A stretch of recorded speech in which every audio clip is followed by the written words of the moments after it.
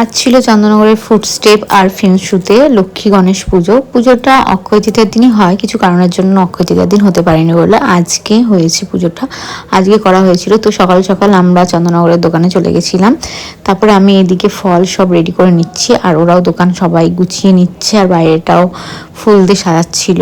তো আমি বক বক করতে করতে দোকানে সবগুলো তাড়াতাড়ি করে রেডি করে নিচ্ছিলাম, কারণ ঠাকুরমশাই আসবে। তো ঠাকুরমশাই আসার অনেকক্ষণ আগেই আমাদের সব হয়ে গেছিলো, তাও ঠাকুরমশাই এসে বাকিগুলো রেডি করলো। ঠাকুরমশাই অনেকক্ষণ এত ভালো পুজো করে, কত টাইম ধরে এসেছিলো, মনে হয় 10:30 11টার দিকে এসেছিলো। সেই পুজো শেষ হতে হতে আমাদের 1:30 বেজে গেছিলো। হোমযজ্ঞ হয়েছিল, পুজো হয়েছে, উনি আস্তে আস্তে বাকি কাজগুলো করে নিচ্ছিল।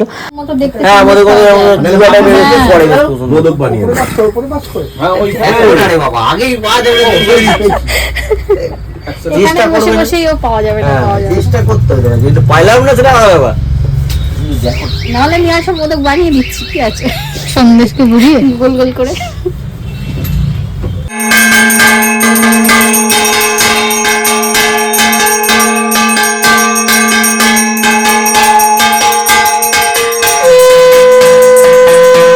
কেউ ভিডিও করে, আমি তো শুধু ভিডিও করছি, আমি একটা ভিডিও তো থাকছি না। একবার শেষ হবে আমাদের, এবার দেখতে হবে। ঠাকুরকেও একটু দেখা হবে, আমাদের দেখা হবে। আমার দিকে মনে ফোকাস করে রেখে দিয়েছে ক্যামেরাম্যান, একদমই বাজে, ঘোরে না, সোজা পুরো রোবট ক্যামেরাম্যান, রোবটের মতো।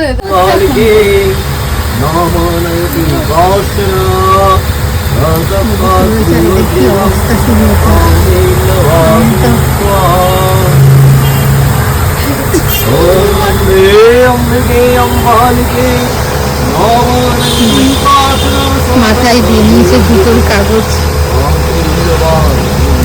এত জুতোর ভক্ত, এত জুতোর ভক্ত, মাথায় জুতো নিয়ে রেখেছে।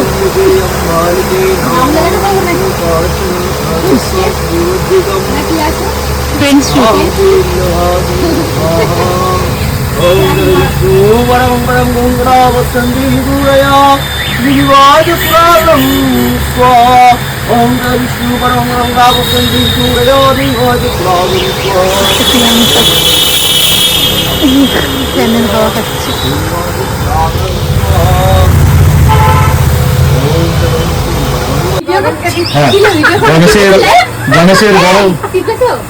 গণেশের বড় বাহন বসে আছে।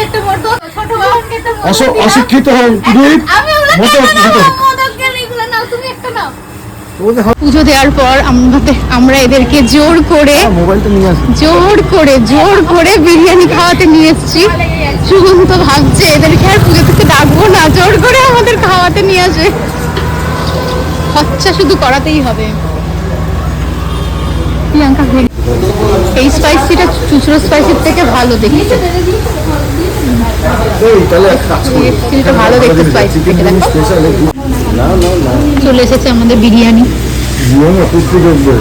পুচকু তো খেয়েছে বিরিয়ানি, পুচকু কি না খেয়ে বসে রয়েছে এখনো?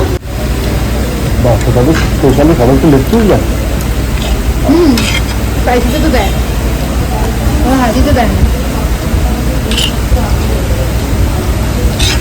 ড্রাই হয়।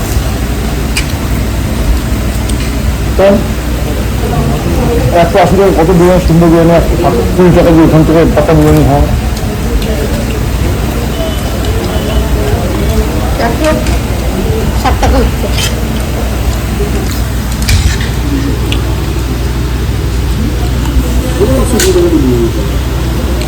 একদম